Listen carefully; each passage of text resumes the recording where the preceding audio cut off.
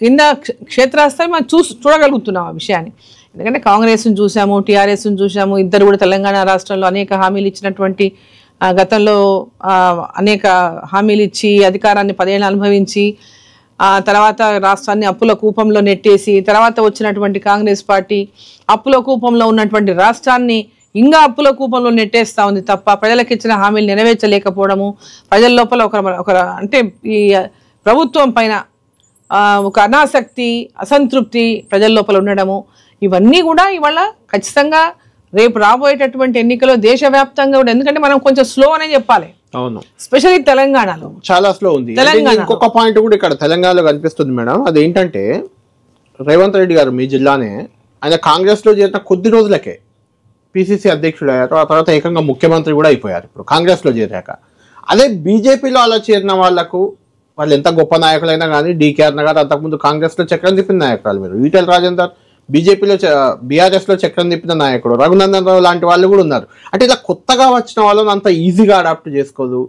Kishan Reddy, Bandi Sanjay, whatever ఇప్పుడు వచ్చిన రామచంద్రరావు, వీళ్ళంతా మొదటి నుంచి ఉన్న నాయకులు. లక్ష్మణ్ ఎంపీ రాజ్యసభ సభ్యులు, వాళ్ళని ఎంకరేజ్ చేస్తుంటది. దాంతో ఒక రకమైన సిద్ధాంతాలు కానీ వాటెవర్ ఆర్ఎస్ఎస్ భావజాలం ఇలా ఉన్న వాళ్ళని ప్రోత్సహిస్తుంటది. దానివల్ల తెలంగాణలో కొంత వెనుకాడుగు వేస్తుంది. ఇక్కడ మైనార్టీ ముస్లిం పాపులేషన్ కూడా చాలా ఎక్కువ. దాని ఎఫెక్ట్ మొన్న జూబ్లీహిల్స్ లో కూడా మనం చూసాం, మీకు డిపాజిట్ కూడా రాలేదు బీజేపీకి. కాబట్టి ఎలాంటి ఒక మార్పు అనేది పార్టీలో అవసరం అంటారా? ఇప్పుడున్న సిస్టమ్ కరెక్ట్ ఉందంటారా? అట్లా పార్టీ బయట నుంచి వచ్చిన వాళ్ళని ప్రోత్సహించడం లేదనేటటువంటి మాట కరెక్ట్ కాదు. ఎందుకంటే దేశవ్యాప్తంగా అనేక రాష్ట్రాల్లో ఇతర పార్టీల నుంచి వచ్చినటువంటి వాళ్ళు ముఖ్యమంత్రులు అయినరు. హిమంత బిస్వాని చూడండి, మీరు అస్సాంలో చూడండి, ఇంకొంచెం అట్లాంటి ఇది చేరకూడదు, లేదు పార్టీలు ఉన్న వాళ్ళకే పోస్ట్. ఇప్పుడు నేను కూడా కాంగ్రెస్ పార్టీ నుంచి భారతీయ జనతా పార్టీలోకి వెళ్ళాను. నేషనల్ వైస్ ప్రెసిడెంట్గా నాకు ఎక్స్పోజర్ ఇచ్చింది పార్టీ. సో దీంట్లో అట్లాంటి దానికి ఆస్కారం లేదు. బట్ ఎందుకంటే కొంచెం ఇక్కడ ఉన్నటువంటి వాతావరణాలు ఏంటంటే బీజేపీలో మీరు చెప్పినట్టు ముస్లిం ఓటు బ్యాంక్ మొన్న జరిగినటువంటి ఎన్నిక ముస్లిం ఓటు బ్యాంక్ ఎక్కువగా ఉండడము, ఆ ఎక్కువగా ఉండడం వల్ల కాంగ్రెస్ పార్టీని వాళ్ళు కనుక ఓటు వేయకపోతే బీజేపీ ఎక్కడ వస్తుందో అనేటువంటి భయంతోన ఈ మైనారిటీస్ ఉన్నటువంటి ఏరియాలో కాంగ్రెస్ పార్టీ అదే ఓటు బ్యాంక్గానే కాంగ్రెస్ పార్టీ నెగ్గుకొస్తాం.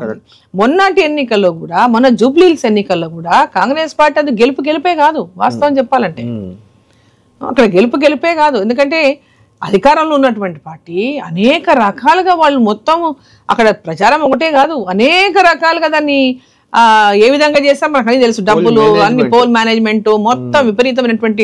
గతంలో కేసీఆర్ అంటోళ్ళు కేసీఆర్ డబ్బులతో ఎలక్షన్ గెలుస్తారు. ఇప్పుడు కూడా కాంగ్రెస్ అదే పని చేసింది. ఓన్లీ కేవలం ఎందుకంటే అది ఎక్కువ కూడా